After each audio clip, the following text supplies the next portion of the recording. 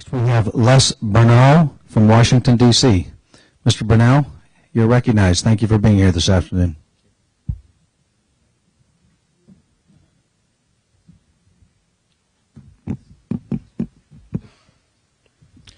So, good afternoon. My name is Les Bernal, and I'm the National Director of an organization called Stop Predatory Gambling.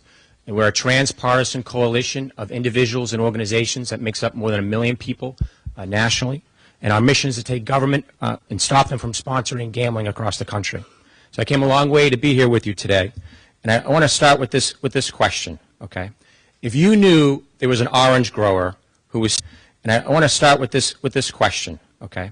If you knew there was an orange grower who was selling oranges that he wouldn't eat himself, would you encourage your constituents to eat them? Think about that, okay? So, of course you wouldn't. So if you knew casino operators and slot machine makers don't use slot machines or gamble themselves, would you still allow them to lure your constituents to gamble away their savings? So let's take a look at those who have been involved in bringing casinos to Florida. K.T. Lim is the chairman of Genting, a multi-billion-dollar casino operator, and they've been a major lobbying force, as you know, here in Florida for casinos. Mr. Lim is worth close to $1 billion. Does Mr. Lim regularly lose any of his personal fortune on his own product?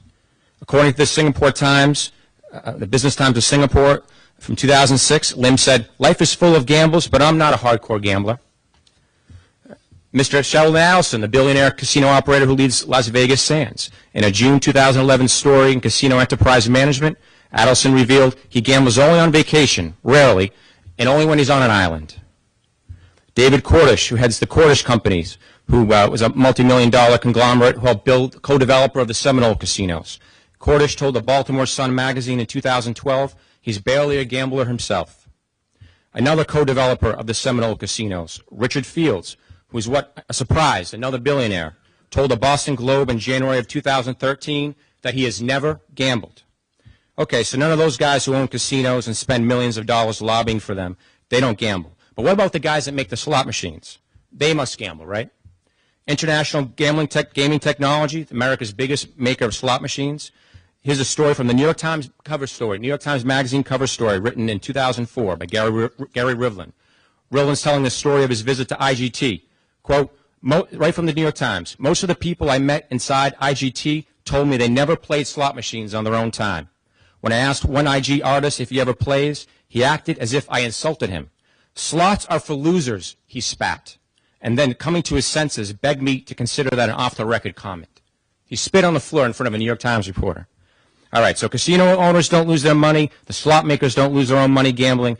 How about the politicians who lead the charge for state government to partner with casinos? At least they have to gamble, right? When Charlie Crist was Florida governor, he led the charge for the Seminole casinos you have today in the state. It was one of his top priorities. But does Crist lose his own money gambling at these casinos sponsored by state government?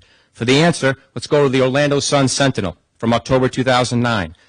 The reporter asked Crist if he gambled. Here's Crist's response, exact text from the story. Crist laughed. "I don't gamble," he said. So there it is. Casino gambling is the only product or service in America where the people who run it and promote it don't use it themselves. And why don't casino operators and slot machine makers lose their own money gambling? You know why. Because mathematically, it's rigged against the players. It's inevitable they will lose. So I respectfully ask you to consider this when you debate this issue going forward.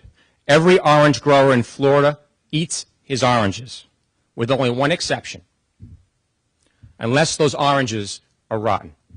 Thank you very much, Mr. Bernal.